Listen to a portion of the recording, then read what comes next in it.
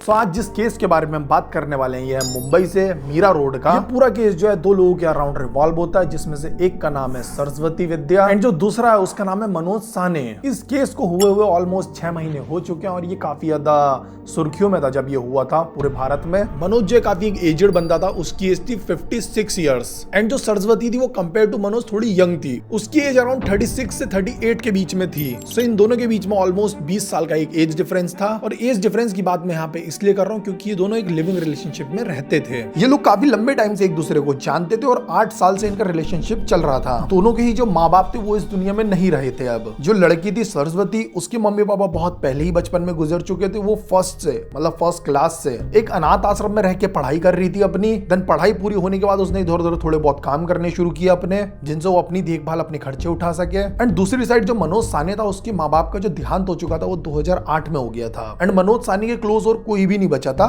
उसके रिलेटिव्स थे थोड़े बहुत, लेकिन वो उनसे नाता नहीं रखता था। उन्हीं के घर के पास उसके चाचा भी रहते थे, लेकिन 2008 में जब ये सब सीन हुआ तो वो वहां से कहीं और पे शिफ्ट हो गया था। मनोज साहनी जिस जगह पे रहा है, बड़ा हुआ है, वो जगह थी महाराष्ट्र में अहमदनगर। और ये जगह भी एक बहुत इंपॉर्टेंट रोल प्ले करती है, वो मैं तुम्हें आगे बताऊंगा अभी। सो 2008 के बाद मनोज मुंबई आ गया था और उसने छोटे मोटे थोड़े काम करने शुरू कर दिए थे। उसे राशन की दुकान के अंदर एक काम भी मिल गया था करने के लिए, जो था बोरेवले में। तो उसने काफी साल तक वहां पे काम किया, थोड़े बहुत अपने पैसे बचाए। देन उसने एक फ्लैट खरीदा बोरेवले के अंदर ही। मतलब कुछ टाइम के अंदर, कुछ सालों के अंदर अच्छे पैसे कमाने लगा था, अच्छा कुछ काम करने लगा था। तो राशन की दुकान पे उसके ऐसे कोई सामान लेने आते थे तो उनसे बातचीत करता रहता था मनोज साहनी। तो एक दिन उसकी दुकान पे आती है सरस्वती, तो उनका थोड़ा बहुत इंटरेक्शन होता है, उनकी बातचीत होती है। तो उस बातचीत में पता लगता है कि वो लड़की भी उसी जगह की रहने वाली है जहां का मनोज साहनी है। देन इसके बाद होता है ना कि भाई अच्छा तुम भी वहीं से हो, मैं भी वहीं से हूँ, तो थोड़ी बहुत और बात करते हैं। तो उन्हीं बात में मनोज बताता है कि वो अनाथ है। तो लड़की बताती है सरस्वती कि मैं भी अनाथ हूँ, मैं भी अभी तक क्या कहते हैं अनाथ आश्रम में रह के अपनी पढ़ाई पूरी कर रही थी। तो ये सारी बातचीत के बाद उनके बीच में इंटरेस्ट जागता है एक दूसरे को और जानने का। तो उनकी दोस्ती वहां से शुरू हो जाती है। एंड जब थोड़ा टाइम उन्हें बात करते करते हो जाता है तो उन लोगों को ये रहता है कि हमें अपनी जिंदगी थोड़ी आगे बढ़ानी चाहिए, मतलब अपना रिलेशन जो है आगे लेके जाना चाहिए। तो वो लोग प्लान करते हैं कि हम लोग साथ रहते हैं। तो मनोज का जो घर था बोरेवले में, वो उसको बेचता नहीं है, सॉरी, रेंट पे चढ़ाता है उसको। और मीरा रोड पे एक फ्लैट खरीदता है जिसमें वो दोनों रहते हैं साथ और अपनी नई जिंदगी की शुरुआत करते हैं। शुरू के साल सब कुछ बहुत बढ़िया चल रहा था, दोनों अपने काम धंधा करते हैं, पैसे जोड़ते हैं और बढ़िया करके रहते हैं। दोनों में एक दूसरे के लिए बहुत ज्यादा प्यार भी था, तो उनकी जिंदगी काफी अच्छी चल रही थी।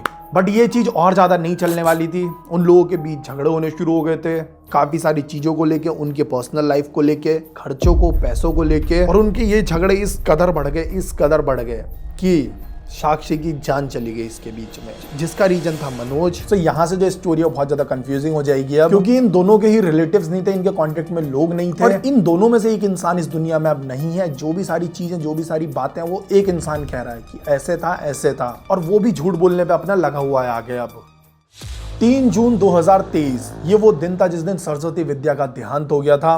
देहांत नहीं, एक्चुअली उसका मर्डर कर दिया गया था मनोज द्वारा। मनोज ने उसकी जान लेने के बाद उसकी जो बॉडी है उसे ठिकाने लगाने का निर्णय लिया। और ये जो टाइम पीरियड है ना, इस टाइम पे बहुत ज्यादा पूरे देश में वो चल रहे थे, सिमिलर से केस मतलब बाहर आ रहे थे कि एक लवर ने दूसरे की जान ले ली, फिर उसकी बॉडी जो इस तरह से डिसमेंटल की कि फ्रिज में डाल दी, काट के कचरे में फेंक दी। तो इन सारी चीजों को मद्देनजर रखते हुए मनोज ने भी ऐसे ही करने का निर्णय लिया। तो लड़की को जान से मारने के बाद जो मनोज था वो जाता है दुकान बाहर बाजार से और लेके आता है एक चेन स्टोन। वो नहीं होता जिससे पेड़ वेड़ काटते हैं, बड़ी सी आरी होती है, तो वो लेके आता है। और उसके बाद उसे सरस्वती के पूरे शरीर पे चला देता है, उसके पार्ट करता है छोटे छोटे। अब उनमें से कुछ पार्ट्स को जो है वो बॉईल करता है कुकर में, उबाल के मिक्सचर में डाल के उसे पीसता है, उनका लिक्विड बनाता है कि इनको मैं बहा दूंगा। बट बॉडी है भाई एक इंसान की पूरी, ये चीज करना इतना पॉसिबल नहीं है इतना इजीली। तो जब वो ये चीज भी नहीं कर पाता तो वो फिर एसिड लेके आता है, बाल्टियों में एसिड भरता है और जो उसकी बॉडी के पार्ट होते हैं लड़की के, वो उनमें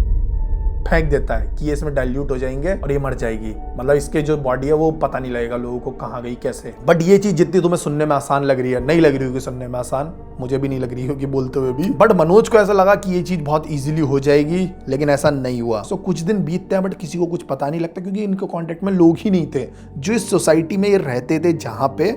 वहाँ के लोगों का जब बाद में इंटरव्यू भी आया है ना ये सारे इंसिडेंट होने के बाद, तो उन्होंने बताया कि ये लोग यहाँ पे 3-4 साल से रह रहे हैं, बट आज तक कभी ऐसा नहीं नहीं हुआ कि हम इन लोगों का इंटरेक्शन हुआ हो इनसे, कि इन्होंने कभी बात करी हो, या फिर जैसे पड़ोस वगैरह में होते हैं ना लोग, एक जगह रह रहे हैं तो भाई हाय हेलो हो ही जाती है थोड़े टाइम बाद। तो इन लोगों के साथ वैसा कुछ नहीं था, ये कभी बाहर नहीं आते थे, अपने घर में रहते थे, बंद इनका कमरा रहता था, कोई फेस्टिवल सेलिब्रेट नहीं करते थे। बस जो लड़की थी उसकी एक बहन थी, आई डोंट नो वो रियल सिस्टर थी या फिर कजन सिस्टर थी, बट उससे इसकी बात होती थी कभी कभी। सो जब कुछ दिन बीत जाते हैं, जो पड़ोस के लोग होते हैं उन्हें आनी शुरू होती है स्मेल। एक लड़का है जो तुम्हें अभी स्क्रीन पे दिख रहा होगा, ये उसके पड़ोस में ही रहता है। इसको ये मतलब चीजें नोटिस करना शुरू करता है कि यार ये खुशबू कहाँ से है, ये किसी कोई जानवर मर गया है क्या, चूहे का ज्यादा जिक्र किया गया है पूरे इंटरव्यू में इसके, कि इन्हें ऐसा लगा आस पड़ोस के लोगों की कोई चूहा मर गया है और उसकी स्मेल है ये। जो मनोज था वो उस घर में अभी भी रह रहा था, तो वो क्या करता था, बीच बीच में जो रूम फ्रेशनर्स होते हैं उनको छिड़कता रहता था जिससे कि बदबू ना आए। बट वो भी अपना जॉब वॉब पे जाता था बाहर, तो क्या होता था सुबह से शाम, जैसे सुबह जब वो निकलता तो वो रूम फ्रेशनर छिड़क देता था तो बदबू नहीं आती थी, बट दोपहर में वहां पे बदबू बहुत ज्यादा तेज आने लगती थी। शाम को वो जब फिर आता था काम से तो वो फिर से स्प्रे वगैरह करता था,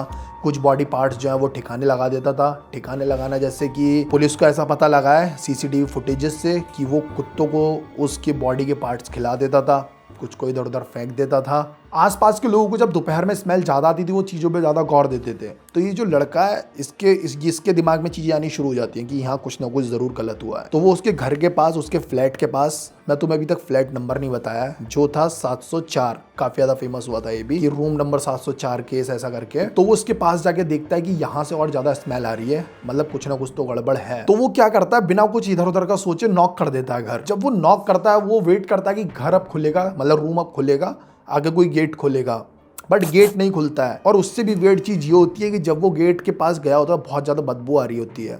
जब वो गेट बजाता है उसके ठीक थोड़ी ही देर बाद रूम फ्रेशनर की आवाज आती है, फिस फिस ऐसा करके आती है ना बहुत तेज, तो उसे वो आनी शुरू होती है। तो उसको एकदम शक हो जाता है फिर तो कि कुछ ना कुछ तो गड़बड़ है। वो 5 मिनट तक रुकता है कि गेट अब खुलेगा, लेकिन गेट नहीं खुलता है। तो इस लड़के को पहली चीजों पे शक हो रहा था।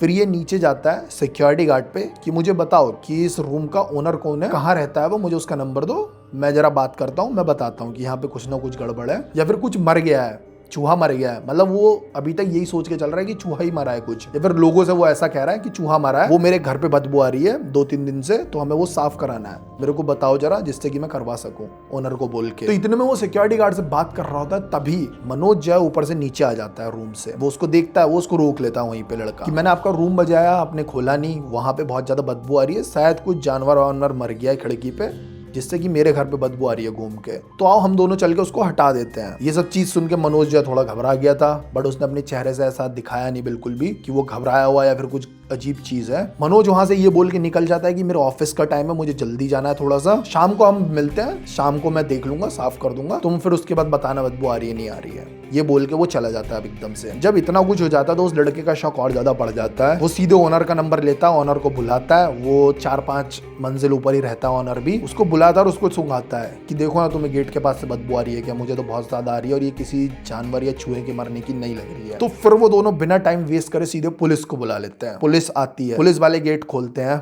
और जब वो देखते हैं अंदर तो उन्हें दिखता है कि फ्लोर पे खून पड़ा हुआ होता है। सामने एक जो मशीन थी आरी वाली वो दिखती है पड़ी हुई, बेड पे एक पन्नी बिछी होती है जिसके ऊपर शायद वो उसके जो बॉडी पार्ट्स हैं उनको ले जाने का काम करता होगा या फिर उसी पे रख के उसने उसे काटा वाटा होगा, जो भी होगा। फिर वो पूरे घर में छानबीन करते हैं, उन्हें कुछ नहीं दिखता है। लेकिन तब तक वो किचन में नहीं पहुंचते हैं। जब वो किचन में पहुंचते हैं तो वहाँ 3 बाल्टी होती है, उनमें से वो पूरी भरी होती है, मतलब देखने पे लगता है बट एक्चुअल में उसमें एसिड होता है। फिर उसके अंदर बॉडी पार्ट्स पड़े होते हैं और पूरा किचन जो है गंदा हुआ होता है। लड़के का ये भी कहना था इसका कि उसमें से एक बाल्टी में से देख के ऐसा लग रहा था कि थाई होती है इंसान की, वो बाहर लटक रही है, बट कंफर्म नहीं है कि वो थाई थी या फिर क्या बॉडी पार्ट था। मतलब बॉडी पार्ट्स को देख के बताना कि ये क्या है बहुत मुश्किल था। उफ। तो इस सब चीज के बाद जो पुलिस जो है ये कहती है आसपास के लोगों से कि तुम अभी शोर मत मचाओ, एंड उस लड़के से भी कहती है कि तुम्हें किसी का फोन वोन आया अभी उठाना नहीं, ये जब घर आएगा शाम को जॉब से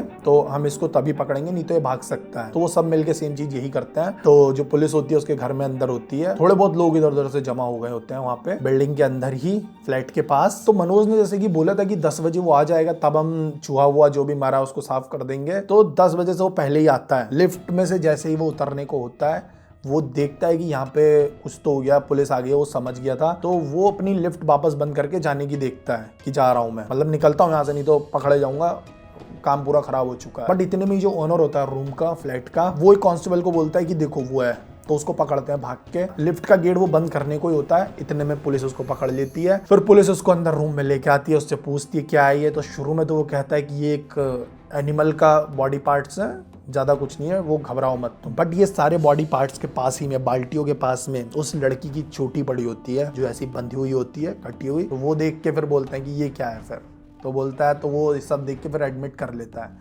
कि हाँ, उसकी जो गर्लफ्रेंड थी या उसकी वाइफ जो थी सरस्वती, उसी के बॉडी पार्ट्स हैं। फिर यहाँ से मनोज की कहानियां बनानी शुरू हो जाती है जब पुलिस उसे पकड़ लेती है। सबसे पहले वो कहता है कि इन दोनों के बीच में झगड़े चल रहे होते हैं। फिर जो सरस्वती है उसने खुद से परेशान होकर जहर खाया। जब उसने अपनी जान दे दी तो उसे डर था कि अब वो क्या करेगा, पुलिस जो है उस पर शक करेगी। तो उसने बचने के लिए उसकी बॉडी को ठिकाने लगाने का सोचा। तो सबसे पहले उसका ये बयान था, तो पुलिस को लगा शायद ये होगा। लेकिन कुछ टाइम बाद जब जांच पड़ताल की गई, उसके फोन्स वगैरह देखे गए, तो उनसे पता लगा कि वो 56 ईयर का बुढ़ा ही कहेंगे, वो बहुत लड़कियों से बात करता था, लड़कियां उसमें इंटरेस्टेड भी थी। 56 ईयर्स के आदमी में पता नहीं क्या हो रहा है भाई जनरेशन को। जब ये सब पुलिस ने देखा तो उन्हें लगा कि नहीं, ऐसा नहीं है, कुछ ना कुछ और बात है। फिर बहुत ज्यादा पुलिस के प्रेशर और जांच पड़ताल के बाद उसने अपना दूसरा बयान दिया कि सरस्वती जो थी उसको लेके बहुत ज्यादा वो थी पॉसेसिव। वो कभी इधर उधर जाता था काम से या फिर रात को लेट आता था, तो उसका ये रहता था कि तुम कहाँ थे, कि तुम दूसरी लड़कियों के पास थे ना, तुम उनसे बात कर रहे थे वहां, तुमने समझ रहे हो तुम मैं क्या कहना चाह रहा हूँ। तो इस चीज को लेकर उसे डर था कि कहीं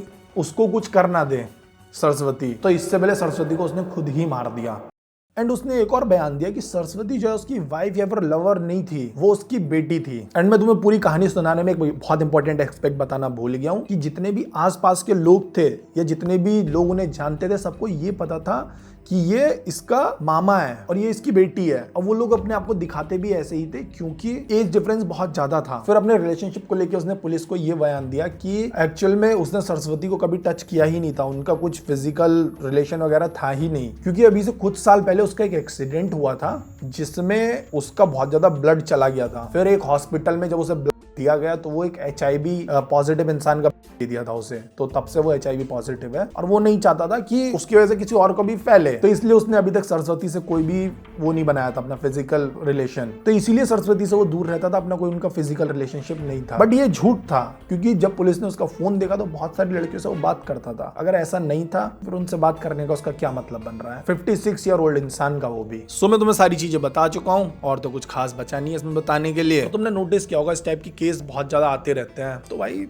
जो लोग ऐसे रहते हैं रिलेशनशिप वगैरह में, लिविंग में, घर वालों से कांटेक्ट नहीं है, वो समझो चीजों को, थोड़ा गौर दो, ठीक है। आगे मिलते हैं तुम्हें किसी और वीडियो में। ये था मेरा धीरू मांझी का एक्स्ट्रा सेकंड चैनल, यहाँ पे मैं आजकल थोड़ा इस टाइप के वीडियोस बना रहा हूँ, तुम पिछले वीडियोस भी जाके देख सकते हो। बाय।